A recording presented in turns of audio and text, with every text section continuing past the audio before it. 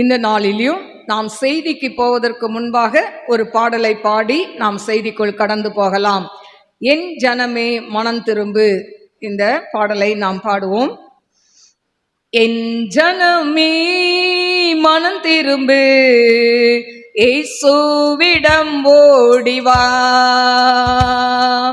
என் ஜனமே மனம் திரும்பு, இயேசுவிடம் ஓடிவா. இறுதி காலம் வந்தாச்சு, இன்னமும் தாமதமே. இறுதி காலம் வந்தாச்சு, இன்னமும் தாமதமே. என் ஜனமே மனம் திரும்பு, இயேசுவிடம் ஓடிவா.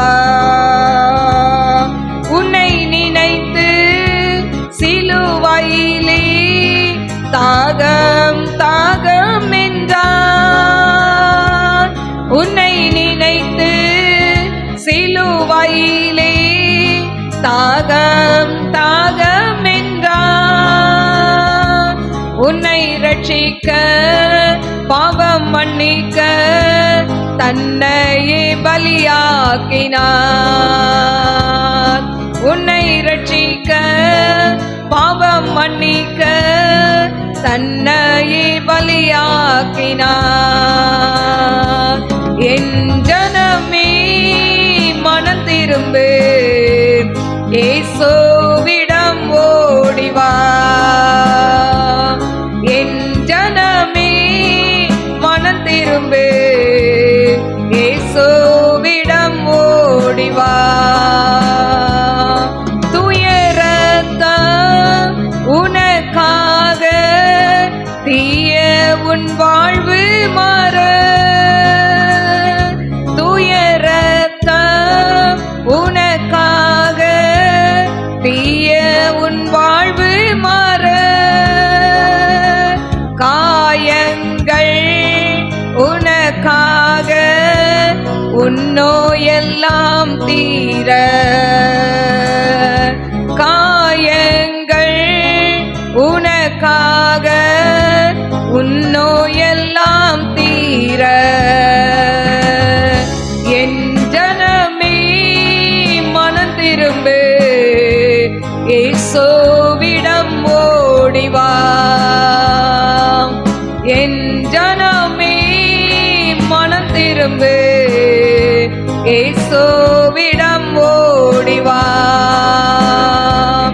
உனக்காக பரலோகத்தில் உறைவிடம் கட்டுகிறாய் மன் லார்ட்.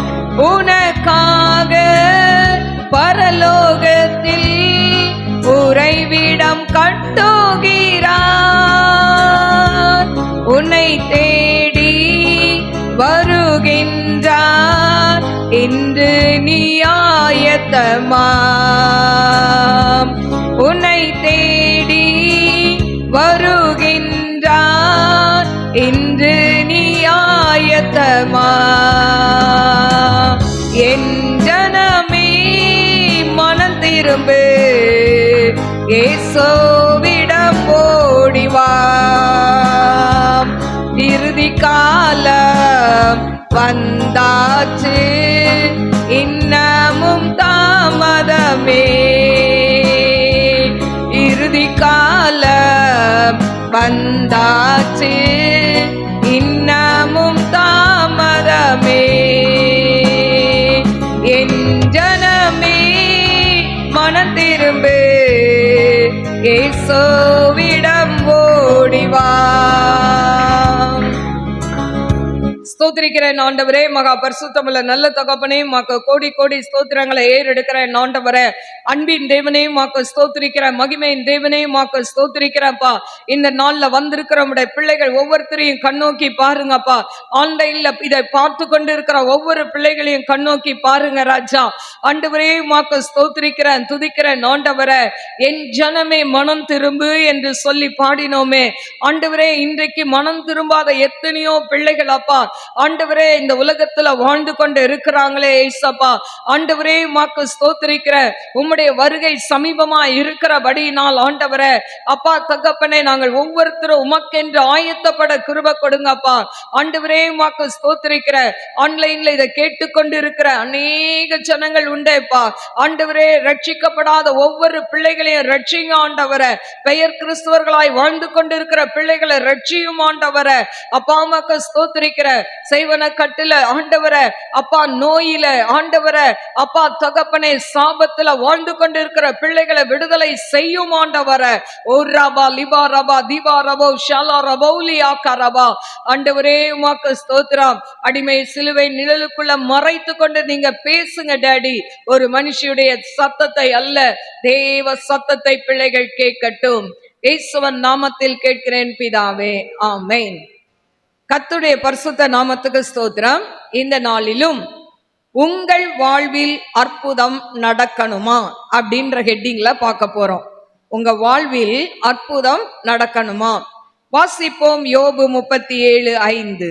தேவன் தம்முடைய சத்தத்தை ஆச்சரியமான விதமாய் குமுற பண்ணுகிறார். நாம் கிரகிக்க கூடாத பெரிய காரியங்களை அவர் செய்கிறார். பாருங்க, தேவன் தம்முடைய சத்தத்தை ஆச்சரியமான விதமாய் குமுற பண்ணுகிறார். நாம் கிரகிக்க கூடாத பெரிய காரியங்களை அவர் செய்கிறார். இன்னைக்கு ஆண்டவர் என்ன சொல்றாரு? நீங்க நினைச்சு பார்க்காத, நீங்க எதிர்பார்க்காத ஒரு பெரிய காரியத்தை உங்க வாழ்க்கையில செய்ய போகிறார். உங்க ஊழியங்கள்ல செய்ய போகிறார். உங்க குடும்ப வாழ்க்கையில செய்ய போகிறார். நீங்க வேலை செய்யற ஸ்தலத்துல செய்ய போகிறார். நீங்க படிக்கிற இடங்கள்ல செய்ய போகிறார். படிக்கிற ஸ்கூல்ல, படிக்கிற காலேஜ்ல ஆண்டவர் கிரகிக்க முடியாத பெரிய காரியங்களை செய்ய போகிறாராம். ஹல்லேலூயா.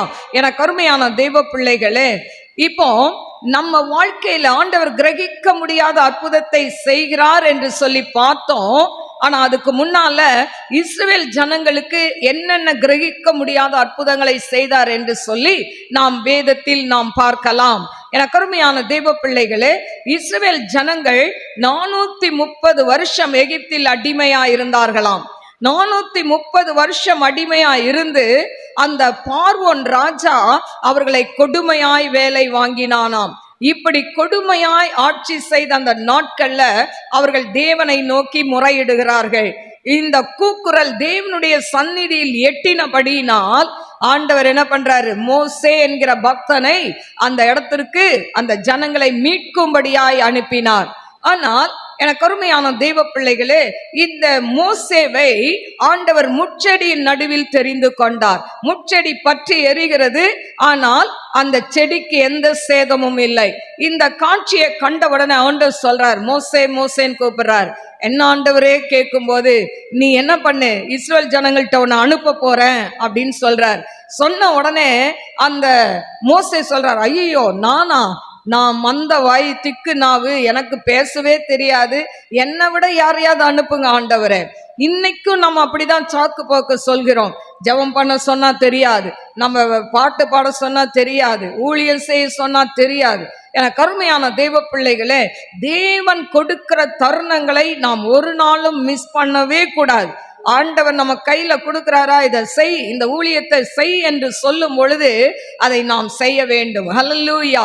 இப்போ ஆண்டவருக்கு சொல்லி சொல்லி பார்த்தாரு. கோபம் வந்தோடனே சொல்றாரு, உன் வாயா யார் இருப்பா, அண்ணன் ஆரோன் வருவான் அப்படின்னு சொன்னோடனே இப்ப ஆரோனும் மோசையும் சேர்ந்து எகிப்துக்கு கடந்து போறாங்க. இப்ப எகிப்துக்கு கடந்து போய் 10 விதமான வாதைகளை அந்த இடத்துல உண்டு பண்றாங்க. பாருங்க, அந்த வாதைகளை உண்டு பண்ணி அங்க இருக்கிற ஜனங்களை அவர்கள் வெளியே கொண்டு வருகிறார்கள். கிட்டத்தட்ட 6 லட்சத்துக்கு மேல என்ன பண்ணாங்களாம், புருஷர்கள் மட்டும் இருந்தார்களாம். அப்ப குழந்தைகள், முதியோர், வயதானவங்க இவங்கெல்லாம் இருந்திருப்பாங்கல்ல, அதாவது ஸ்ரீகள் இருந்திருப்பாங்க. ஆனா இவங்கெல்லாம் ரொம்ப சந்தோஷத்தோட ஆடி பாடி வெளியே வராங்க. ஆனா அந்த சந்தோஷம் என்ன பண்ணல, கொஞ்ச நேரம்தான். ஆனா இவங்க பயணம் பண்ணிக்கொண்டே வரும்போது இவங்களுக்கு எதிரே ஒரு செங்கடல் வருகிறது. இந்த செங்கடலை பார்த்த உடனே முறுமுறுக்க ஆரம்பித்து விடுகிறார்கள். ஐயோ, இந்த செங்கடலை கொண்டு வந்து எங்களை சாகடிக்கவா கொண்டு வந்த, நாங்க அங்கே இருந்திருக்கலாமே, எனக்கு அருமையான தெய்வ பிள்ளைகளே, ஆண்டவர் நம் வாழ்க்கையில நன்மை செய்யும் போது நாம் ஆண்டவரை நேசிக்கிறோம், நாம் ஆண்டவரை துதிக்கிறோம். ஆனால் நம் வாழ்க்கையில பிரச்சனைகள் போராட்டங்கள் வரும் பொழுதும் நாம் ஆண்டவரை நேசிக்க கற்றுக்கொள்ள வேண்டும். இப்போ இவங்க முறுமுறுக்கிறாங்க. மோசே ஆண்டவர்கிட்ட கேட்கிறாரு. ஆண்டவர் சொல்றாரு, உன் கையில இருக்க செங்கோலை நீட்டு அப்படின்றார். நீட்டின உடனே செங்கடல் ரெண்டாய் பிளக்கிறது. ஆண்டவர் ஒரு கீழ்காற்றை உண்டு பண்ணி வெட்டாந்தரையை அனுப்புகிறார். பாருங்க, அந்த கடல் இருக்கிற இடம் எப்படி இருக்கும்? அது ஒரு காலை உள்ள விட்டாவே உள்ள போயிடும். ஆனா அப்படிப்பட்ட இடத்த ஆண்டவர் ஒரு கீழ்காற்றை உண்டு பண்ணி அந்த இடம் வற்றி போக பண்ணுகிறார். வறண்ட நிலத்துல ரொம்ப ஜாலியா என்ன பண்றாங்க, இவங்க நடந்து போறாங்க. ஆனா கொஞ்ச தூரம் போன உடனே பின்னால திரும்பி பார்க்கறாங்க. பார்வோன் சேனை ஃபுல்லா திரண்டு வராங்க, படையெடுத்து வராங்க, குதிரை வீரர்கள் ரதங்கள் எல்லாம் வருது. உடனே முறுமுறுக்கிறாங்க, பயப்படுறாங்க. அப்புறம் சொல்றாங்க, எங்களை இந்த வனாந்திரத்துல சாகடிக்கவா கொண்டு வந்த அப்படின்னு முறுமுறுக்கும் போது ஆண்டவர் சொல்றாரு, உன் கைய பின்னால நீட்டு. அந்த கோலை நீட்டின உடனே அந்த பார்வோன் சேனைகள் அத்தனையும் என்ன பண்ணிச்சாம், செங்கடல்ல மூழ்கி போனதாம். எனக்கு அருமையான தெய்வ பிள்ளைகளே, கிரகிக்க முடியாத பெரிய காரியம். செங்கடல் ரெண்டா பிளக்கிறது சாதாரணம் கிடையாது. அதே போல பார்வோன் சேனைகள், அவ்வளோ சேனை திரண்டு வருது, அவங்களும் வெட்டாந்தரையில வராங்க. ஆனா அந்த வெட்டாந்தரையில வரும்போதும் ஆண்டவர் அவர்களை மூடி போடுகிறார். இன்னைக்கு உங்களுக்கு விரோதமாய் மாந்திரிகம் பண்ணுகிறவர்கள், அவர்கள் நல்லா இருக்கிறது போலதான் தெரியும், நம்ம தான் கஷ்டப்படுறது போல தெரியும். அவங்க நல்லா செழிப்பா, நல்லா அதாவது சந்தோஷமா இருக்கிறது போல தெரியும். ஒரு நாள் பார்வோன் சேனை ஆண்டவர் மூடி போட்டது போல உங்களுக்கு விரோதமாய் செயல்படுகிற ஒவ்வொரு நபர்களையும் ஆண்டவர் இருந்த இடம் தெரியாமல் அவர்களை மறைந்து போக பண்ணுவார். ஹல்லேலூயா! கிரகிக்க முடியாத அற்புதம். அதுக்கு அடுத்தது பாத்தீங்கன்னா, வனாந்திரத்துல வந்துட்டாங்க. இப்ப என்ன வேணும்? குடிக்க தண்ணி வேணும். இந்த தண்ணி இல்லைன்னு என்ன பண்றாங்க? திரும்ப முறுமுறுக்கிறாங்க. ஆண்டவர் சொல்றார், கண்மலையை பார்த்து கண்மலை அடி அப்படின்னோன்னா தண்ணி வருது. அடுத்தது பேசுன்றாரு, தண்ணி வருது. இப்படி அவங்களுக்கு வனாந்திரத்துல நன்மைகளை செய்து கொண்டே வரார். அது மட்டும் இல்ல, வானத்திலிருந்து ஆண்டவர் மன்னாவை கொடுக்கிறார். ருசியுள்ள மன்னா, தேனிட்ட பணியாரம் போல இருந்தது என்று சொல்லப்பட்டிருக்கு. அப்படிப்பட்ட மன்னாவை கர்த்தர் கொடுக்கிறார். அது மட்டுமல்ல, இறைச்சி கேட்கிறாங்க. ஐயோ, நாங்க இந்த மன்னாவை சாப்பிட்டு எங்களுக்கு என்ன ஆச்சு, போர் அடிக்குது, எங்களுக்கு இறைச்சி வேணும். ஆண்டவர் பாருங்க, அதாவது சமுத்திரத்திலிருந்து காடைகளை என்ன பண்றாரு, அங்க காடைகளை கொண்டு வந்து குவிக்கிறாரு. அந்த பாளையத்துக்கு இவ்வளோ ஹைட்ல என்ன வருது, காடைகள் சுத்தி விழுந்து கிடக்குது. எல்லாரும் சாப்பிட்றாங்க. ஆனா முறுமுறுத்தவங்கலாம் அந்த வாயிலையும் அந்த மூக்கிலையும் வெளியே வந்து செத்தார்கள் என்று சொல்லப்பட்டிருக்கு. எனக்கு அருமையான தெய்வ பிள்ளைகளை, ஆண்டவர் கிரகிக்க முடியாத அற்புதங்களை இஸ்ரவேல் ஜனங்களுக்கு செய்தார்கள். அது மட்டுமல்ல, போயிட்டே இருக்கும்போது அதாவது அப்படி போயிட்டே இருக்கும்போது பார்த்தா யோர்தான் வருது. அடுத்தது யோர்தானை எப்படி கடக்கிறதுன்னு நான் சொல்லும் போது, அங்க ஆசாரியர்கள் கால் பட்ட உடனே யோர்தான் கற்குவியலாய் நிற்கிறது. அதையும் கடந்து போறார்கள். அடுத்து எரிகோ கோட்டை நிக்கிதே, இதுக்கப்புறம் எப்படி கானானுக்குள்ள போறது? ஆனா ஆண்டவர் சொல்றார், 7 நாள் சுத்தி வா, 7ஆவது நாள் 7 முறை சுத்தி வா. எக்காலத்தை ஊதும் போது என்ன ஆகும்? எரிகோ கோட்டை உடையும். ஆண்டவர் ஒவ்வொன்றாய், ஆண்டவர் கிரகிக்க முடியாத விதத்துல இஸ்ரேல் ஜனங்களை வழி நடத்தி கொண்டு வருகிறதை பார்க்கிறோம். இன்னும் நாம் சொல்லிக்கொண்டே போகலாம். புதிய ஏற்பாட்டுல எடுத்துக்கிட்டா, ஒரு கன்னி கர்ப்பவதி ஆகிறது கிரகிக்க முடியாத அற்புதம். மரியாள் பாருங்க, பரிசுத்த ஆவியானவரால் அவள் கர்ப்பம் தரித்தாள் என்று சொல்லப்பட்டிருக்கு. உலகத்துல எங்கேயுமே நடக்காத ஒரு கிரகிக்க முடியாத ஒரு பெரிய காரியம் அது. அது மட்டுமல்ல, ஆண்டவர் காற்றையும் கடலையும் அடர்த்தி இறையாதேன்னு சொன்ன உடனே என்ன பண்ணுது? காற்றும் கடலும் அமைதலாயிருது. ஆண்டவர் எவ்வளவு நல்லவர், கிரகிக்க முடியாத அற்புதங்களை செய்கிறவர். மரித்த லாசருவை 4 நாள் ஆச்சு, நாறி போகும் என்று சொன்ன லாசருவை தேவன் உயிரோட எழுப்பினார். நாயின் ஊர் விதவை பார்த்தீங்கன்னா, அந்த அம்மாக்கு யாருமே இல்லை, அந்த ஒரே மகன் தான். பாடையில வைத்து கொண்டு போறாங்க. அழுதுகிட்டே அந்த மகள் போகும்போது ஆண்டவர் அந்த பாடையை தொட்டார். தொட்ட உடனே அந்த மகன் எழுந்து உட்கார்ந்துட்டான். மரித்தவன் உயிரோடு எழுந்தான். கிரகிக்க முடியாத அற்புதம். ஹல்லேலூயா. 12 வருஷமா பெரும்பாடுள்ள ஸ்ரீ ஆண்டவர்ட்ட எவ்வளோ வைத்தியங்களை பார்த்துட்டா, தன் ஆஸ்தியெல்லாம் செலவு பண்ணிட்டா. ஆனா சொல்றா, ஆண்டவரே அதாவது அந்த கூட்டத்துக்குள்ள நுழைய முடியல. ஆனா சொல்றா, உங்க வஸ்திரத்தை தொட்டா போதும் ஆண்டவரை. போய் அவர் கூட்டத்துல நடுவுல போய் வஸ்திரத்தை தொட்ட மாத்திரத்துல அவர் சுகம் பெற்றாள் என்று சொல்லி பார்க்கிறோம். இது கிரகிக்க முடியாத அற்புதம். 18 வருஷமாய் ஆபிரகாமின் குமார்த்தியாய் ஆலயத்துக்குள்ள கடந்து போன ஒரு மகள் 18 வருஷமாய் ஆலயத்துக்கு போகிறவள் தான். ஆனால் 18 வருஷமாய் கட்டப்பட்ட கூனியாய் இருக்கிறாள். அவளை ஆண்டவர் தொட்டு சுகப்படுத்துகிறதை பார்க்கிறோம். ஹல்லேலூயா. நாம் எத்தனை வருஷம் ஆலயத்துக்குள் வந்தாலும், எத்தனை வருஷம் நாம் பாடுகளின் வழியாய் வந்தாலும், பலவீனத்தின் மத்தியில் வந்தாலும், ஒரு நாள் ஆண்டவர் இறங்கி அந்த கட்டுகளை கட்டவிழ்ப்பார். ஹல்லேலூயா. எனக்கு அருமையான தேவ பிள்ளைகளே, இதுதான் கிரகிக்க முடியாத அற்புதங்கள். இன்னும் நாம் சொல்லிக்கொண்டே போகலாம். வேதத்தில் நாம் அநேக காரியங்களை சொல்லலாம். ஆனால் இன்றைக்கு நம்மளுடைய வாழ்க்கையிலும் இதே போல கிரகிக்க முடியாத அற்புதங்களை தேவன் செய்ய வல்லவராய் இருக்கிறார். இன்னைக்கு இந்த கிரகிக்க முடியாத அற்புதத்தை செய்யணும்னா நம்ம என்ன செய்யணும் அப்படின்னு சொல்லி ஒரு 7 பாயிண்ட் உங்களுக்கு சொல்ல போறேன். ஃபர்ஸ்ட் பாயிண்ட், நம் வாழ்க்கையில ஒரு உடைக்கப்பட்ட அனுபவம் தேவை. முதல்ல என்ன சொன்னேன்? நம் வாழ்க்கையில ஒரு உடைக்கப்பட்ட அனுபவம். இந்த உடைக்கப்பட்ட அனுபவம்னா என்ன? Turning point.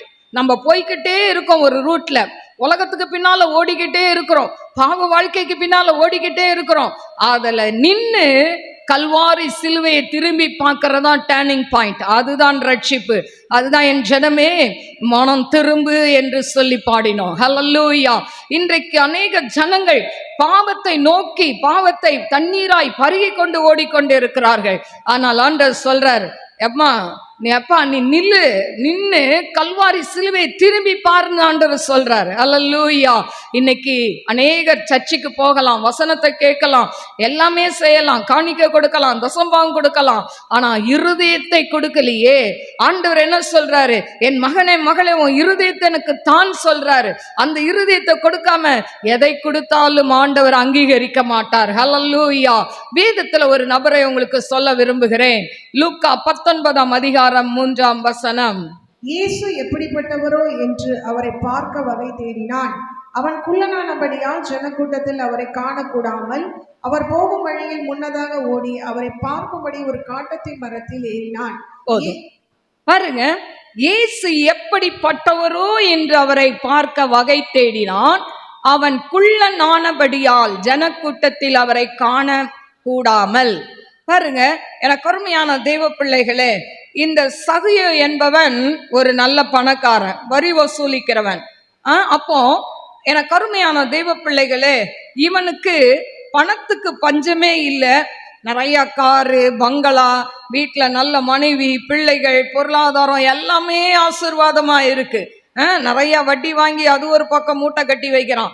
ஆனா இது எல்லாம் இருந்தாலும் ஒன்னே ஒண்ணு அவனுக்கு இல்ல, சமாதானம் இல்லை. ஹல்லேலூயா. இன்னைக்கு எத்தனை பெரிய பணக்காரர்கள் இருக்கிறார்கள், செல்வந்தர்கள் இருக்கிறார்கள்.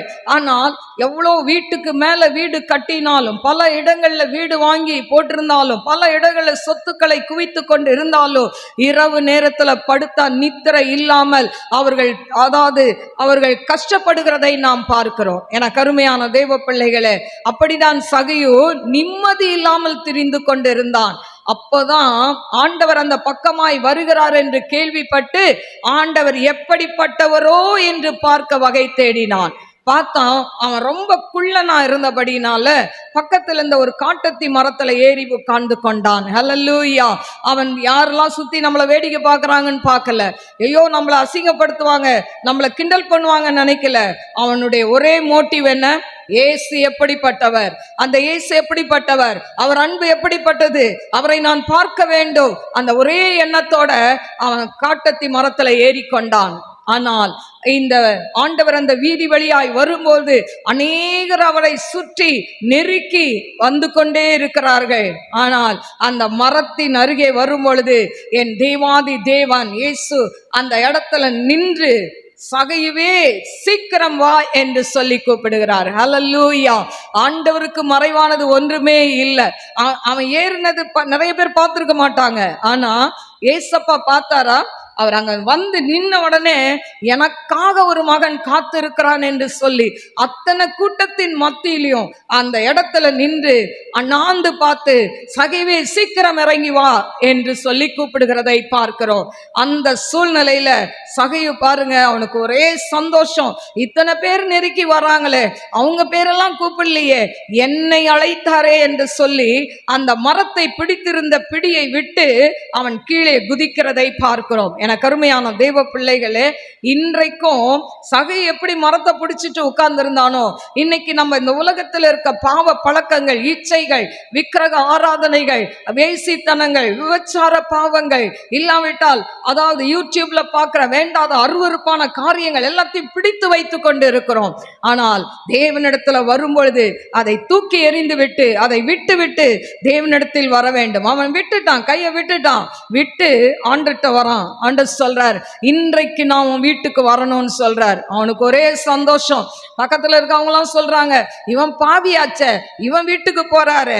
நம்மள கூட நிறைய பேர் அப்படி சொல்லலாம். நம்ம ஆண்டருக்குள்ள வரும்போது இவங்க என்ன பெரிய நல்லவங்களா, இவங்க இப்படி பேசுறாங்க, இவங்க நல்லவங்களா, இவங்க போய் ஆலயத்துக்கு போறாங்களே, இவங்க பைபிளை தூக்கிட்டு போறாங்களே, அநேகர் நம்மளை பார்த்து பரிகசிக்கலாம். ஆனால் இந்த சகையை பார்த்து எல்லாரும் பேசுறாங்க, பாவியான இவன் வீட்டுக்கு போறாங்களே, என் வீட்டுக்கு வரலையே ஆண்டவர். ஆனா அவன் ஒண்ணுமே சொல்லல. அவனுக்கு ரொம்ப சந்தோஷம். ஆண்டவர் கூட போய்கிட்டே இருக்கிறான். ஆண்டவரே, நான் யார்ட்டையாவது அநியாயமா வாங்கியிருந்தா 4 மடங்கு திருப்பி கொடுத்துட்றேன்ப்பா. நான் என் ஆஸ்தியில பாதியை வித்து ஏழைகளுக்கு கொடுத்துட்றேன். அவனுக்கு ஒரே சந்தோஷம். அந்த நிம்மதியை தேடிதான் அவன் ராத்திரியும் பகலும் அலைஞ்சான். அந்த நிம்மதி தேவன் அவருக்குள்ள வந்த உடனே, ஏசு அவங்க வீட்டுக்குள்ள வந்த உடனே, ஏசு அவன் இருதயத்துக்குள் வந்த உடனே அவனுக்குள்ள ஒரு சமாதானம் வருகிறதை பார்க்கிறோம். ஹல்லேலூயா. கோடி கோடி பணம் கொட்டி கொடுத்தாலும் கிடைக்காத சமாதானம் என் ஆண்டவராகிய இயேசு கிறிஸ்துவின் பாதத்தில் கிடைக்கும். ஹல்லேலூயா.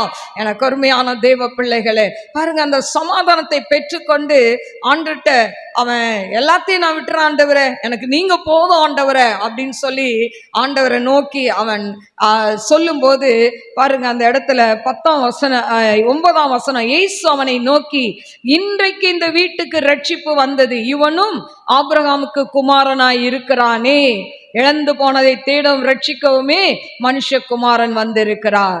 பாருங்க, இந்த வீட்டுக்கு இன்னைக்கு ரட்சிப்பு. அவன் வந்து சமாதானத்தை கேட்டான். ஆண்டவர் என்ன பண்ணிட்டாரு? ஒரு பெரிய ரட்சிப்பு என்ற காரியத்தை கொடுத்திருக்கிறார். கிரகிக்க முடியாத பெரிய காரியம். ஒரு மனுஷன் ரட்சிக்கப்படுறது சாதாரணமானது அல்ல, அது கிரகிக்க முடியாத பெரிய காரியம். ஹல்லேலூயா. அப்படி ஒரு ஆசீர்வாதத்தை சகையுக்கு கொடுத்தார் என்பதுல நாம் இந்த வேதத்துல பார்க்கிறோம்.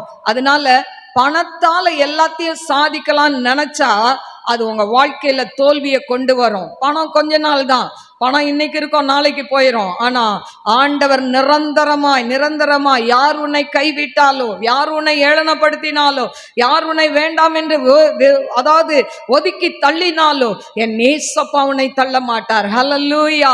அவர் அன்பு நிரந்தரமானது. ஹல்லேலூயா. பணம் எல்லாம் ஒரு நாள் அழிந்து போகும். பாருங்க, பணத்தை வச்சு அவனுக்கு என்ன கிடைச்சது? சமாதானம் கிடைக்கலையே.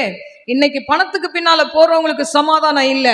என் ஏசப்பாவை நோக்கி நீ வந்தேன்னா ஆண்டவர் சொல்றார், முதலாவது தேவனுடைய ராஜ்யத்தை நீதியும் தேடுங்கள், அப்பொழுது இவை எல்லாம் உனக்கு கூட கொடுக்கப்படும். ஆண்டவரை தேடுனா நீங்க கேட்காமலே கூட ஆண்டவர் உங்களுக்கு ஆசீர்வாதத்தை அள்ளி தருவார். ஹல்லேலூயா. அடுத்தது 2வது ஒரு சுத்திகரிப்பு வேணும். யோபு 1:5 வாசிப்போமா? விருந்து செய்கிற அவரவருடைய நாள் முறை முடிகிற போது யோபு, ஒருவேளை என் குமாரர் பாவம் செய்து தூஷித்திருப்பார்கள் என்று சொல்லி அவர்களை அழைத்தனுப்பி பரிசுத்தப்படுத்தி அதிகாலமே எழுந்து அவர்கள் எல்லாருடைய லக்கத்தின்படியையும் சர்வாங்க தகன பலிகளை செலுத்துவான். இந்த பிரகாரமாக யோபு நாட்களில் எல்லாம் செய்து வருவான்.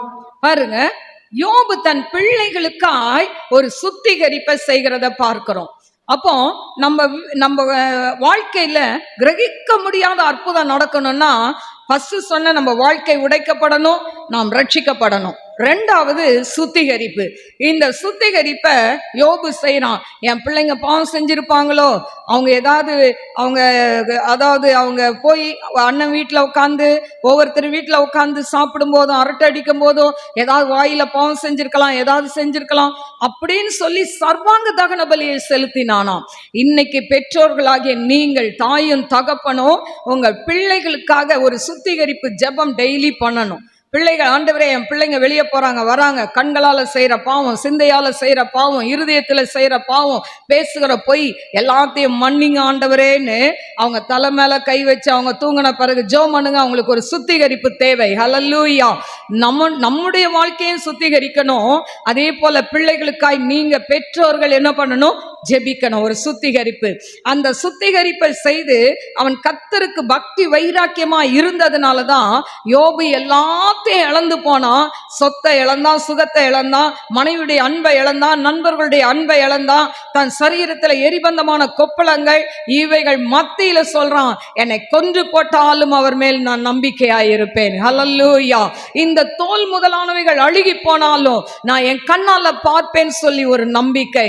அந்த நம்பிக்கையும் ஆண்டவர் மேல வச்ச வைராக்கியமும் தான் அவன் இழந்து போனதெல்லாம் அவன் திருப்பி கொண்டான். இழந்து போனதெல்லாம் ஆண்டவர் ரெட்டிப்பாய் ஆசீர்வதித்து கொடுக்கிறார். நம்ம வாழ்க்கையில அனுதினம் ஒரு சுத்திகரிப்பு. எப்படி அனுதினம் குளிக்கிறோமோ அதே போல அனுதினமும் ஆண்டவருடைய இரத்தத்தால நாம் சுத்திகரிக்கப்பட வேண்டும். ஹல்லேலூயா. மூன்றாவது ஒரு காரியம் அர்ப்பணிப்பு. அர்ப்பணிப்பு. நம்ம வாழ்க்கை ஆண்டவருக்கு அப்படியே முழுமையாய் அர்ப்பணிக்க வேண்டும். தானியேல் 1:8 வாசிப்போமா? தானியேல் ராஜாவின் போஜனத்தினாலும் அவர் பானம் பண்ணும் திராட்சை ரசத்தினாலும் தன்னை தீட்டுப்படுத்தலாகாது என்று தன் இருதயத்தில் தீர்மானம் பண்ணி கொண்டு தன்னை தீட்டுப்படுத்தலாகாதபடி பிரதானிகளின் தலைவனிடத்தில் வேண்டிக் கொண்டான். தேவன் தானியேலுக்கு பிரதானிகளின் தலைவனிடத்தில் தயவும் இரக்கமும் கிடைக்கும்படி செய்தார். போதும். எனக்கு அருமையான தெய்வ பிள்ளைகளே, பாருங்க, ராஜாவுடைய போஜனத்தினால தன்னை தீட்டுப்படுத்த கூடாது என்று தன் இருதயத்தில் தீர்மானம் எடுத்தான். அல்லேலூயா. ஏன்? ராஜாவுடைய சாப்பாடு அதாவது நல்லா டேஸ்டியா இருக்கும், வகை வகையா இருக்கும். ஆனாலும் அந்த ராஜாவுடைய அந்த கடவுளுக்கு படைச்சிட்டு தான் ராஜாவே சாப்பிடுவாரு. அதனால அவன் சொல்றான், இந்த விக்கிரங்களுக்கு படைச்சதை நான் சாப்பிடக்கூடாது, அதனால இந்த ராஜாவுடைய போஜனம் வேண்டாம். பாருங்க, அவன் ஒரு அடிமை. அவன் அடிமையா பாபிலோன் தேசத்துக்கு வந்திருக்கிறான். அவனுக்கு பேச எந்த ரைட்ஸும் கிடையாது. ஆனாலும் அந்த இடத்துலயும் ஆண்டவர் மேல உள்ள வைராக்கியத்தினால பிரதானி கிட்ட சொல்றான். பிரதானி கண்கள்ல ஆண்டவர் தயவு கிடைக்க வைக்கிறார். 10 நாள் எங்களுக்கு மரக்கறி மட்டும் கொடுங்க. அவங்க சாப்பிட்ற அவங்க ராஜாவுடைய சாப்பாடை சாப்பிடுகிறவர்கள் முகத்தை பாருங்க, எங்க முகத்தை பாருங்க, அதுக்கப்புறம் நீங்க செய்யுங்க அப்படின்னு சொல்லி அவன் அதாவது தாழ்மையா கேட்ட உடனே பிரதானி என்ன பண்றான்? ஐயோ, நீங்க வத்தலும் சொத்தலுமா இருந்தா ராஜா என்னை கொன்னுருவான் அப்படின்னு சொல்றான். இல்ல இல்ல அப்படின்னு சொல்றான். 10 நாள் பாருங்க, அவனுக்கு பருப்பு மரக்கறியும் கொடுக்கப்படுகிறது. சாப்பிட்டு சாப்பிட்டு அவங்க முகம் களை உள்ளதாயும் புஷ்டி உள்ளதுமாய் இருந்ததாம். பாருங்க, இந்த பருப்பும் மரக்கறியும் சாப்பிட்டதுனால அவங்க அப்படியே பளபளன்னு ஆயிட்டாங்களா? இல்ல, அவங்க எப்பவும் அவங்க தேவ சமூகத்துல ஜெபித்தார்கள். ஹல்லேலூயா. ஜெபிக்கிற முகங்களை தேவன் ஜொலிக்க வைப்பார். ஹல்லேலூயா.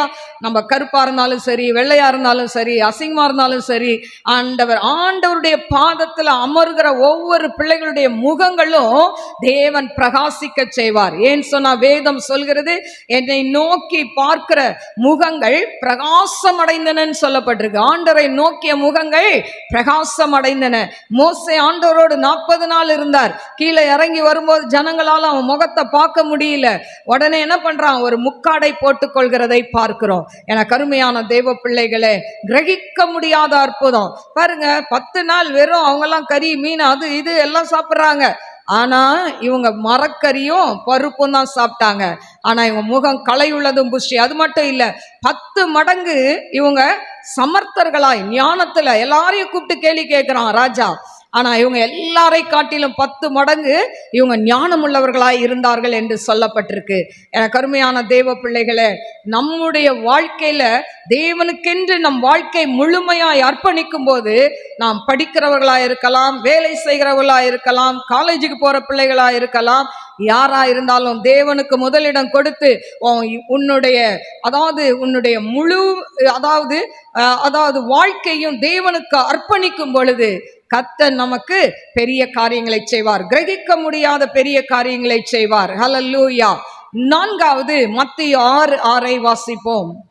நீயோ ஜெபம் பண்ணும் போது உன் அறை வீட்டுக்குள் பிரவேசித்து உன் கதவை பூட்டி அந்தரங்கத்தில் இருக்கிற உன் பிதாவை நோக்கி ஜெபம் பண்ணு.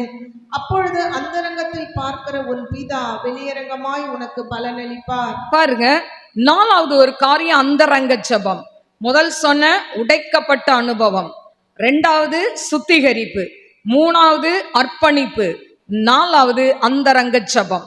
இந்த அந்தரங்க ஜெபம் ஒரு தனிப்பட்ட மனிதனுக்கு தேவை, மனுஷிக்கு தேவை.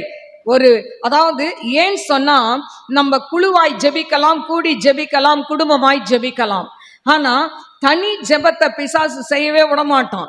ஏன்னு சொன்னா அவனுக்கு நல்லாவே தெரியும், நீ தனியா ஜெபம் பண்ணினா உன் வாழ்க்கையில நீ முன்னேறுவ, உன் குடும்பம் முன்னேறும் உன் மூலமாய். அதை தடை செய்ய பார்ப்பான். ஆனா இந்த அந்தரங்க ஜெபம் என்ன பண்ணுமா, நீ அந்தரங்கத்துல ஜெபிக்கிற ஜெபத்துக்கு வெளிரங்கமாய் தேவன் பதில் கொடுப்பார். அப்படி ஆண்டவர் ஒரு பதிலை கொடுக்கிறார். தானியேல் 1:10 ராஜாவினுடைய முத்திரை போட்ட பிறகும் 30 நாள் ராஜாவை தவிர யாரையும் என்ன பண்ணக்கூடாது, வணங்கக்கூடாது. நாட்டுல சட்டம், அப்படி வணங்குனா சிங்க கபில போடப்படுவாங்க. நாட்டுல ஒரு சட்டம் இருக்கு. ஆனா தானியேல் 1:10 தானியேல் 6:10 பாத்தீங்கன்னா வாசி.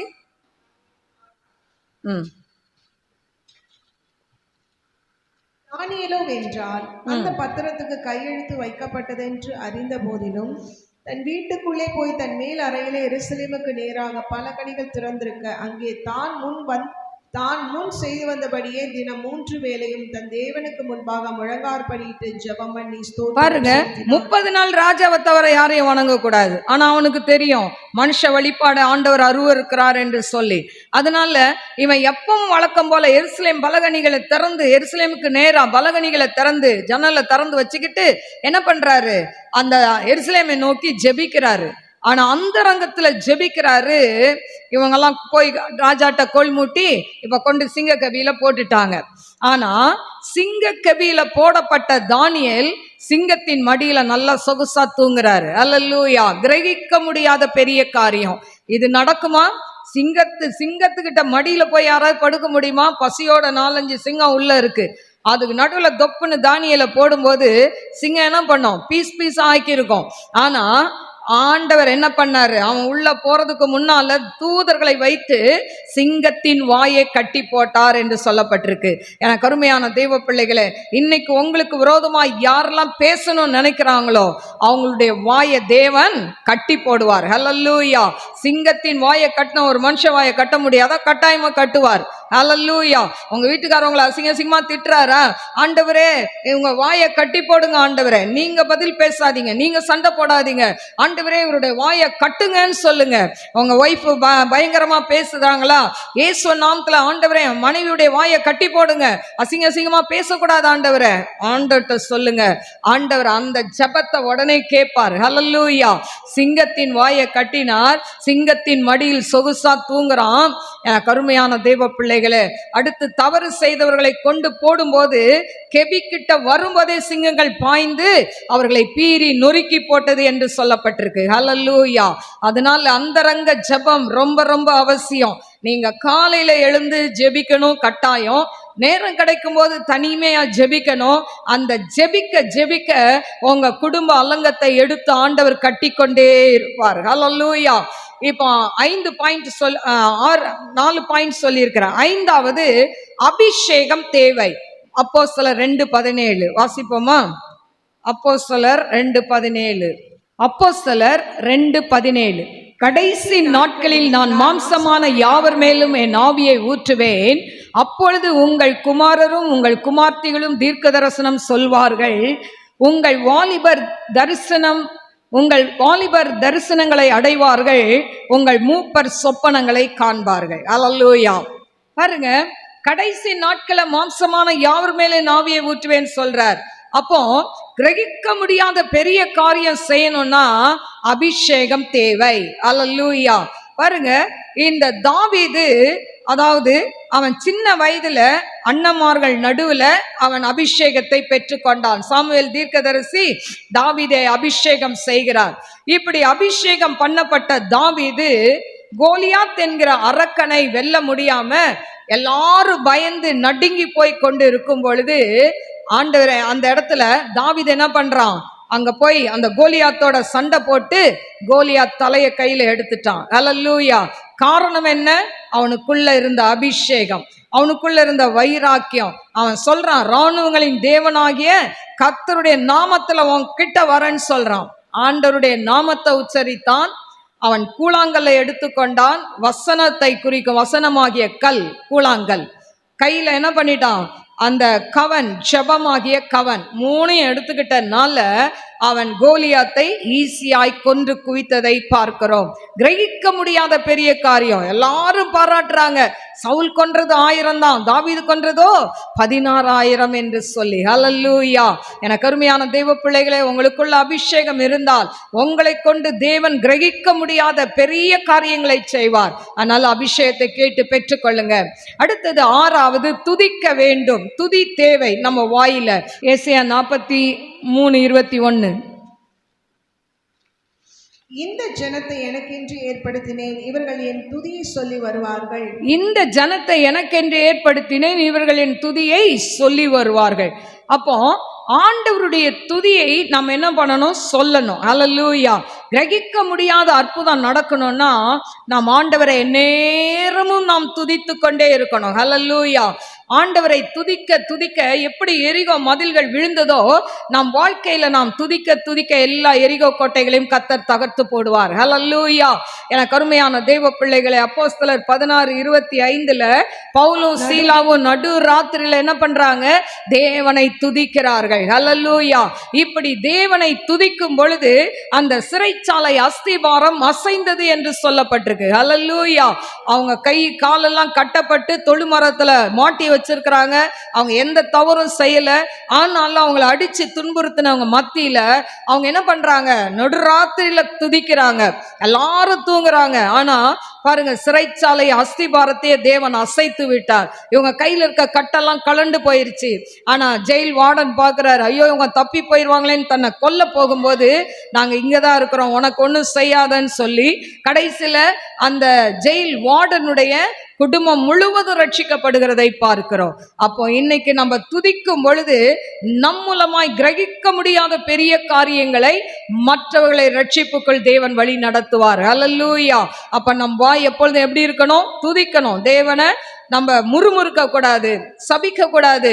நம்ம துதித்து கொண்டே இருந்தால் நம் மூலமாய் கிரகிக்க முடியாத பெரிய காரியங்களை கர்த்தர் செய்வார். ஹல்லேலூயா.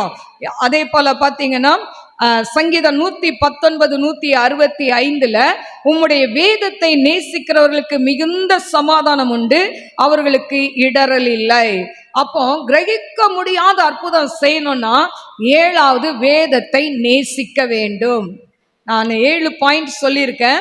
1, நம்ம வாழ்க்கையில ஒரு உடைப்பு தேவை, ஒரு டர்னிங் பாயிண்ட் தேவை. 2வது ஒரு சுத்திகரிப்பு தேவை. 3வது அர்ப்பணிப்பு. 4வது அந்தரங்க ஜெபம். 5வது அபிஷேகம் தேவை. 6வது நம்ம துதிக்கணும். 7வது அதாவது வேதத்தை நாம் நேசிக்க வேண்டும். ஹல்லேலூயா. வேதத்தை நேசிக்கிறவர்களுக்கு மிகுந்த சமாதானம் உண்டு. இன்னைக்கு வந்திருக்கிற உங்களுக்கும் யூடியூப்ல பார்க்கிறவங்களுக்கும் தேவன் மிகுந்த சமாதானத்தை கத்த தருவாராக.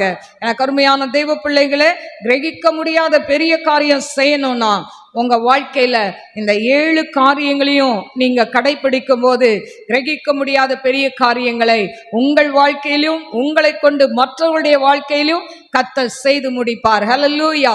கண்களை மூடி நாம் ஜெபிப்போம்.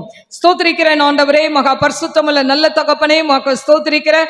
மகிமையின் தேவனே, உமக்கு ஸ்தோத்திரம் ஆண்டவரே. சிங்காசனத்தில் வீற்றிருக்கிறவரே, உமக்கு நன்றி ஆண்டவரே. இந்த நாளிலே வந்திருக்கிற ஒவ்வொரு பிள்ளைகளுடைய வாழ்க்கையிலும் கிரகிக்க முடியாத பெரிய காரியங்களை செய்யுங்கப்பா, பெரிய அற்புதங்களை செய்யுங்கப்பா. உங்க நாமத்தை மகிமைப்படுத்துங்க டாடி. ஐ ஷல் பி ஹோதன் ஐ கரபா தீரபா கரபா. என்னென்ன தேவையோடு வந்திருக்கிற கஷ்டப்படுறாங்களோ அப்பா அவங்க தேவைகளை சந்திங்கப்பா, அவங்களுடைய ஊழிய தேவைகளை சந்திங்கப்பா. ஊழியம் செய்கிற பிள்ளைகளுக்கு நல்ல ஞானத்தை கொடுத்து ஊழியத்தை வல்லமையாய் செய்ய, அவங்களுடைய ஊழியங்களை கிரகிக்க முடியாத அற்புதங்களை செய்யுங்கப்பா. ஆண்டவரே, படிக்கிற பிள்ளைகள், காலேஜ்ல படிக்கிற, ஸ்கூல்ல படிக்கிற பிள்ளைகளுக்கு கிரகிக்க முடியாத அற்புதங்களை செய்யுங்க ஆண்டவரே. ஓ ரபோ லியா கரபோ தீனமா கரபா ரீகந்தராலா ரபி கரபா. ஆண்டவரே உமக்கு ஸ்தோத்திரிக்கிற. வேறு வேலைகள் செய்கிற பிள்ளைகளுக்கு கூட கிரகிக்க முடியாத அற்புதம், அவங்களுடைய சரீரத்தில் கிரகிக்க முடியாத அற்புதம். வியாதிகள் ஆண்டவரை அகன்று போகட்டும், நோய்கள் அகன்று போகட்டும், கட்டுகள் உடைந்து போகட்டும். ரிபா கஷதரமா கரபா. எல்லா மாந்திரிக வல்லமைகள் செயலிழக்கட்டும் என்று செபிக்கிற ஆவியாண்ட கரத்துல தாழ்த்துகிறப்பா. யூடியூப்ல இதுல ஆண்டவரை பார்த்து கொண்டிருக்கிற ஒவ்வொரு பிள்ளைகளும் எந்தெந்த குடும்பங்கள் செய்வன கட்டுனால பாதிக்கப்பட்டு இருக்கோ அந்த குடும்பங்கள்ல தேவனுடைய வல்லமை கடந்து போகட்டும் ஆண்டவரே. நஸ்ரேனாகிய இயேசு கிறிஸ்து நாமத்து மூலம் அந்த குடும்பத்தை ஆண்டு அலக்களிக்கிற பொல்லாத ஆவிகள் குடும்பத்தை விட்டு விலகி போய் என்று கொட்டளையிடுகிற ரைட் நவ தி ஜீசஸ். டிப்ரெஷன்ல இருக்கிற பிள்ளைகள் அதிலிருந்து வெளியே வரட்டும் ஆண்டவரே. திருமணமாகாத பிள்ளைகளுக்கு திருமணம் ஆகட்டும், வேலை இல்லாத பிள்ளைகளுக்கு வேலையை கொடுங்கப்பா. பிசினஸ் டல்லா இருக்கிற பிள்ளைகளுக்கு அவங்க பிசினஸ் ஆசீர்வதிங்க ஏசப்பா. ஆண்டவரே அப்பா தகப்பனே, ஆண்டவரே காலேஜில் அப்பா இடம் கிடைக்கணும்னு சொல்லி, சீட் கிடைக்கணும்னு சொல்லி அப்பா தேவனை அலைந்து கொண்டிருக்கிற பிள்ளைகளுக்கு ஆண்டவரே அவங்க படிக்கிற என்ன படிக்கணும்னு நினைக்கிறாங்களோ அந்த படிப்புக்கு ஏற்ற சீட்டு கிடைக்கணும். அந்த பண தேவைகள் எல்லாம் பரத்திலிருந்து சந்திங்க ஆண்டவரே. உங்க நாம மாத்திரம் மகிமைப்படட்டும். ஆவியாண்ட கரத்துல தாழ்த்தி ஒப்பு கொடுக்கிறேன். இயேசுவின் நாமத்தில் கேட்கிறேன் பிதாவே, ஆமென். God bless you. God bless you.